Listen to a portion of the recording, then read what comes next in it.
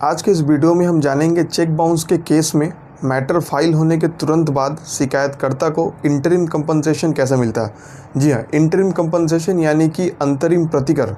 जो cheque bounce हुआ है उसका 20% अमाउंट जो है शिकायतकर्ता को केस चलने के दौरान कैसे मिलता है। सबसे पहले हम जान लेते हैं कि जो इंटरिम कंपनसेशन यानी कि जो अंतरिम प्रतिकर है उसका प्रावधान कहाँ दिया गया है। अंतरिम प्रतिकर यानी कि इंटरिम कंपनसेशन का जो प्रावधान है नेगोशिएबल इंस्ट्रूमेंट एक्ट की धारा 143A में दिया गया है। ये किसे देना होता है? ये ड्रॉअर ऑफ द चेक को शिकायतकर्ता को देना होता है, यानी कि जो केस का एक्यूज्ड है, आरोपी है, वो केस चलने के दौरान कोर्ट के ऑर्डर पर शिकायतकर्ता कंप्लेनेंट को चेक का 20% अमाउंट का भुगतान करता है। तो आज के इस वीडियो में हम डिटेल्ड में जानेंगे 143A कैसे फाइल होता है और कैसे एज ए कंप्लेनेंट हम चेक बाउंस के केस में 143A के ऑर्डर पास करा करके तुरंत मामला फाइल होने के बाद 20% अमाउंट को ले सकते। मैटर फाइल होने के बाद कोर्ट एक प्री कॉग्निजेंस नोटिस इशू करेगी, यानी कि पहले जो CRPC था उसमें ऐसा कोई प्रावधान नहीं था, लेकिन भारतीय नागरिक सुरक्षा संहिता आने के बाद एक प्री कॉग्निजेंस नोटिस देने का नया प्रावधान जोड़ा गया है। यानी कि प्रत्येक जो कंप्लेन केसेस है उसमें कोर्ट जो है समन इशू करने के पहले एक प्री कॉग्निजेंस नोटिस इशू करेगी। यानी कि 138 के केस जैसे आपने फाइल किया उसके बाद एक कोर्ट के द्वारा प्री कॉग्निजेंस नोटिस इशू किया जाएगा। अगर नोटिस मिलने के बाद एक्यूज्ड अपीयर करता है और ऑब्जेक्शन फाइल करता है तब वो तो हेयरिंग होगा। अगर वो प्री कॉग्निजेंस नोटिस मिलने के बाद भी अपीयर नहीं करता है तो कोर्ट कॉग्निजेंस लेगी और समन इशू करेगी। और समन इशू करने के बाद जैसे ही कोर्ट के द्वारा समन इशू किया जाता है और एक्यूज्ड उस समन को रिसीव करता है और रिसीव करने के बाद जब कोर्ट में अपीयर करता है और उसका जो पहला अपीयरेंस होता है उस दिन कोर्ट के द्वारा प्ली कराया जाता है। ये प्ली एक्चुअली होता क्या है? प्ली में जो इंटायर एक्यूजेशन है, जो कंप्लेनेंट के द्वारा यानी कि जो शिकायत करता है केस का, उसके द्वारा जो आरोप लगाए गए हैं एक्यूज्ड के ऊपर में, उस आरोपों के बारे में कोर्ट के द्वारा बताया जाता है एक्यूज्ड को। ये क्या होता है? जैसे कि प्ली के समय एक्यूज से ये बोला जाता है कि आपने अपने लीगल डेप्थ और लाइबिलिटी के डिस्चार्ज में शिकायतकर्ता यानी कंप्लेनेंट के नाम पर एक चेक इशू किया है दिनांक कितना को, जिसका राशि ये है XYZ जो भी हो सकता है, ये चेक इशू किया है। और चेक इशू करने के बाद कंप्लेनेंट ने उस चेक को अपने बैंक में प्रेजेंट किया इनकैशमेंट के लिए, और इनकैशमेंट के लिए जैसे ही प्रेजेंट किया वो चेक बाउंस होता है ड्यू टू इनसफिशिएंट फंड। उसके बाद कंप्लेनेंट के द्वारा आपको एक नोटिस किया जाता है, नोटिस को आपने रिसीव भी किया और नोटिस को रिसीव करने के बाद भी आपने कोई पेमेंट नहीं किया, उसके फलस्वरूप कंप्लेनेंट के द्वारा ये केस फाइल किया जाता है। तो आपका क्या कहना है इस केस में, आप दोषी हैं या निर्दोष हैं? और जैसे ही आरोपी यानी कि जो एक्यूज्ड है कहता है कि मैं निर्दोष हूँ, उसी वक्त कंप्लेनेंट के द्वारा एक सेक्शन 143A का पिटीशन फाइल करना बहुत ज़रूरी है ताकि उसे 20% जो अमाउंट है चेक का वो तुरंत से तुरंत मिल सके। मोस्ट ऑफ द केसेस में कोर्ट के द्वारा जो है 20% अमाउंट दिया जाता है, लेकिन अगर आपने अपना 143A का पिटीशन सही ढंग से नहीं ड्राफ्ट किया, सही ढंग से नहीं फाइल किया, तो हो सकता है कि कोर्ट के द्वारा आपका जो राशि है 20% से घटा करके 15% किया जा सके या फिर 10% भी कोर्ट कर सकती है। इसलिए बहुत ज़रूरी होता है कि 143A का जो पिटीशन है उसे अच्छे ढंग से लिखा जाए। उसमें क्या क्या लिखना ज़रूरी होता है? 143A का जो पिटीशन है उसमें आपको जो कंप्लेनेंट के द्वारा ये लिखना बहुत आवश्यक होता है कि उसका जो लीगल डेप्थ है, एक्यूज्ड का लीगल डेप्थ और लाइबिलिटी कैसे आता है इस केस में, उसके लीगल डेप्थ और लाइबिलिटी के बारे में लिखे। उसके बाद चेक का डिटेल्स अच्छे से दे और उस चेक के बाउंस होने के बाद आपका क्या नुकसान हुआ है, उस नुकसान के भरपाई के लिए ये इंटरिम कंपनसेशन बहुत ज़रूरी है, इस बारे में लिखना ना भूलें। ठीक है। और साथ ही उस 143A के पिटीशन में एक एफिडेविट भी अटैच करें, यानी कि एफिडेविट के साथ फाइल करें ताकि वो जो आपका पक्ष है कोर्ट के सामने वो मजबूती से आप रख सकें। और दोनों पक्षों को सुनने के बाद 143A का पिटीशन फाइल करने के बाद दोनों पक्षों को सुनने के बाद कोर्ट ऑर्डर करती है, और कोर्ट ऑर्डर करती है कितना, 20% तक कर सकती है, या फिर उसका कोर्ट का डिस्क्रिशनरी पावर है, उस परसेंटेज को कोर्ट घटा भी सकती है। और ऑर्डर होने के बाद 60 दिनों के भीतर कंप्लेनेंट को ड्रॉअर ऑफ द चेक यानी कि जो आरोपी है केस को, वो चेक अमाउंट का 20% देने का ऑर्डर कोर्ट करती है उसको, शिकायतकर्ता को। ठीक है। ये 60 दिनों का कोर्ट कुछ स्पेशल सर्कमस्टांसेस में, अगर जो एक्यूज्ड है कोर्ट के सामने कुछ स्पेशल सर्कमस्टांसेस अपने पक्ष में रखता है तो वो 60 दिनों को बढ़ा करके 30 दिन और भी ऐड किया जाता है, यानी कि टोटल 90 डेज़ के भीतर कोर्ट ऑर्डर करती है एक्यूज्ड को वो राशि देने के लिए शिकायतकर्ता को। अगर केस का जो आरोपी है, केस ख़त्म होने के बाद जजमेंट जब कोर्ट का आता है उसमें कन्विक्ट पाया जाता है तो उस इंटरिम कंपनसेशन को टोटल फाइन से माइनस करके ही देना होता है उसको। यानी कि ऐसा नहीं है कि इंटरिम कंपनसेशन जो दिया 20% और फाइनल जजमेंट में जो फाइन दिया दोनों को जोड़ के देना होता है, ऐसा कुछ नहीं है। यानी कि जो टोटल फाइन है उसे 20% माइनस करके एक्यूज्ड को देना होता है। ठीक उसी तरह अगर इसका उल्टा साइड हम देखें तो अगर वो एक्विटल होता है, यानी कि अगर वो निर्दोष पाया जाता है केस में, तो जो कंप्लेनेंट है उसको भी वापस इंटरेस्ट के साथ वो इंटरिम कंपनसेशन देना होता है। किसको? एक्यूज्ड को। इंटरिम कंपनसेशन यानी कि जो सेक्शन 143A का जो ऑर्डर है वो पास होने के बाद और जो टाइम पीरियड कोर्ट के द्वारा दिया गया है एक्यूज्ड को पैसा देने के लिए, वो टाइम पीरियड के लैप्स होने के बाद भी अगर एक्यूज्ड पैसा नहीं देता है तो उस ऑर्डर को एग्जीक्यूट करने के लिए कंप्लेनेंट एक एग्जीक्यूशन केस फाइल कर सकते हैं। ऑलरेडी सेक्शन 143A के सब सेक्शन 5 में जो एग्जीक्यूशन का जो प्रोसेस है वो दिया गया। क्या कहता है subsection 5? The interim compensation payable under this section may be recovered as if it were a fine under section 421 of code of criminal procedure 1973। यानी कि उसको एक फ़ाइन के रूप में देखा जाएगा। सेक्शन 421 के जो प्रोसीजर CRPC के, उसके तहत उसको रिकवर किया जा सकता है। जो इंटरिम कंपनसेशन यानी कि जो अंतरिम प्रतिकर का जो अमाउंट है उसको सेक्शन 421 ऑफ CRPC के तहत रिकवर करने का प्रावधान ऑलरेडी दिया गया है सेक्शन 143A में। जो सेक्शन 421 है CRPC का वो भारतीय नागरिक सुरक्षा संहिता में चेंज होकर क्या हो गया है सेक्शन 461। किसमें? भारतीय नागरिक सुरक्षा संहिता BNSS में वो हो गया सेक्शन 461। तो चलिए हम देखते हैं सेक्शन 461 BNSS का क्या कहता है और क्या क्या प्रावधान दिया गया है रिकवर करने के लिए।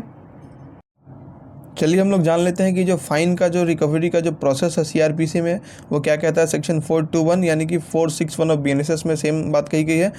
Warrant for levy of fine, section 421 of CRPC. When an offender has been sentenced to pay a fine, the court passing the sentence may take action for the recovery of the fine in either or both of the following ways, that is to say, issue a warrant for the levy of the amount by attachment and sale of any movable property belonging to the offender। यानी कि जो उसका जो चल संपत्ति है, movable property है, उसको सेल करके उसको जो सेल प्रोसीड्स है उसके द्वारा जो फाइन को भरा जा सकता है। ये प्रावधान दिया गया है 421 में।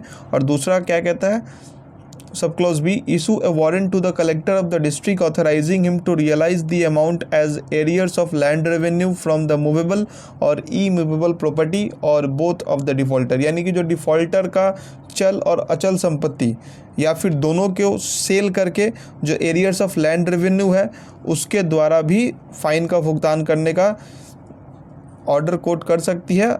और किसके थ्रू दी कलेक्टर, जिन डिस्ट्रिक्ट का जो कलेक्टर है ये इस प्रोसेस को कंडक्ट करेगी कोर्ट के ऑर्डर होने के बाद। अब चलिए हम जान लेते हैं दो इम्पॉर्टेंट जजमेंट्स के बारे में जो कंप्लेनेंट के फेवर में है, ताकि हम जो एग्जीक्यूशन केस फाइल करें, एग्जीक्यूशन केस को फाइल करने के बाद कैसे मजबूती से अपना पक्ष रखें ताकि आपको जो 20% का अमाउंट है आपके फेवर में तुरंत से तुरंत आपको प्राप्त हो सके।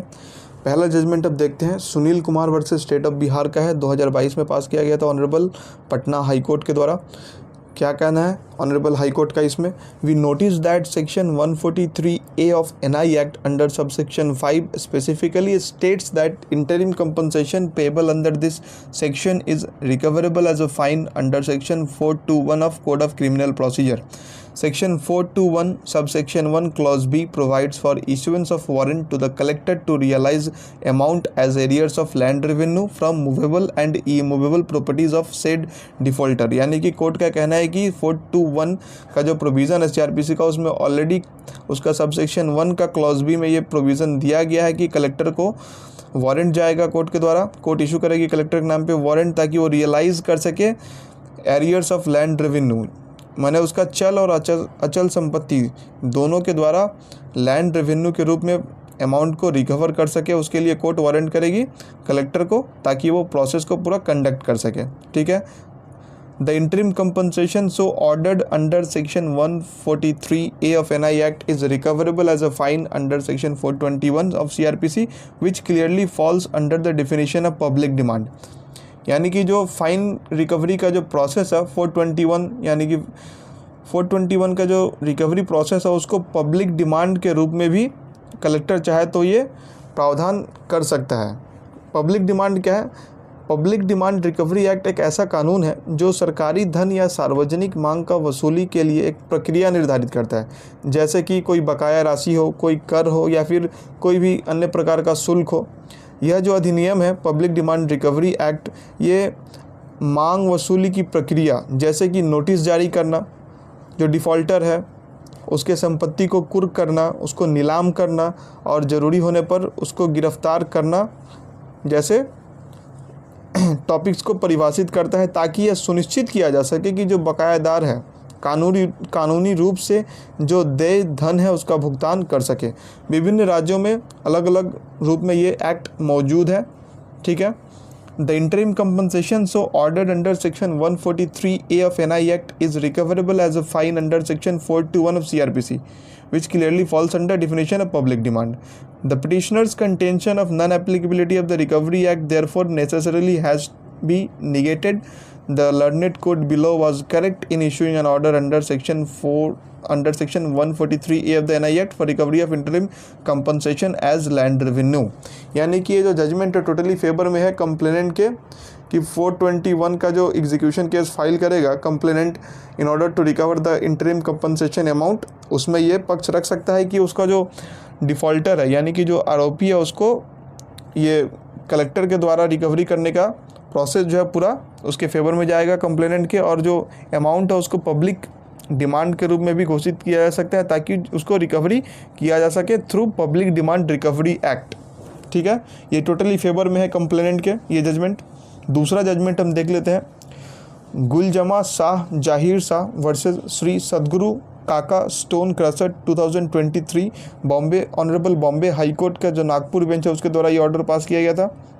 ग्रांट ऑफ इंटरिम कंपनसेशन, इसमें एक्चुअली 4 इंग्रेडिएंट्स के बारे में बताया गया था जो कि अट्रैक्ट अगर होता है तो ये केस लाइबल है और जो फाइन है वो एक्यूज को आरोपी को देना ही पड़ेगा अगर ये 4 इंग्रेडिएंट्स अट्रैक्ट होते हैं तब।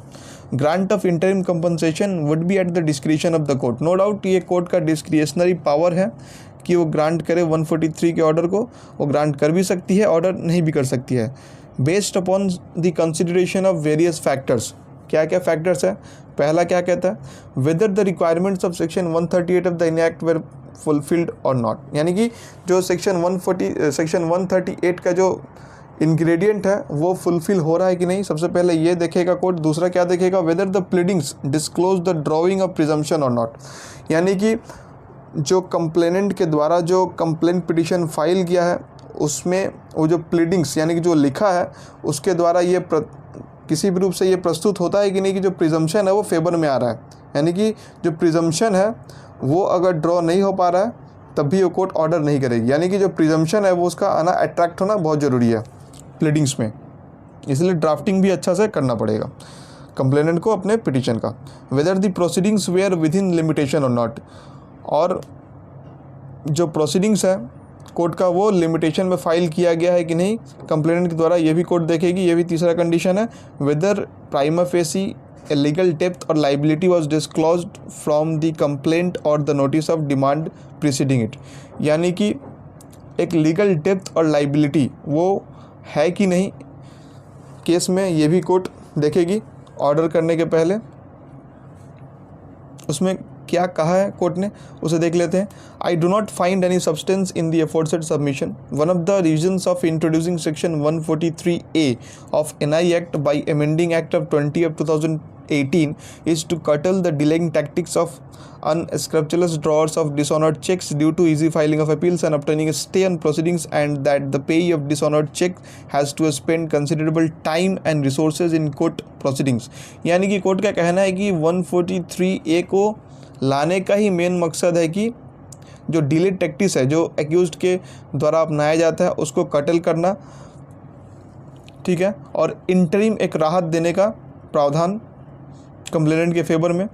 To realise the value of the cheque, the amendment was introduced with a view to address the issue of undue delay in final resolution of cheque dishonour cases so as to provide relief to payees of dishonoured cheque and to discourage frivolous and unnecessary litigation which would save time and money.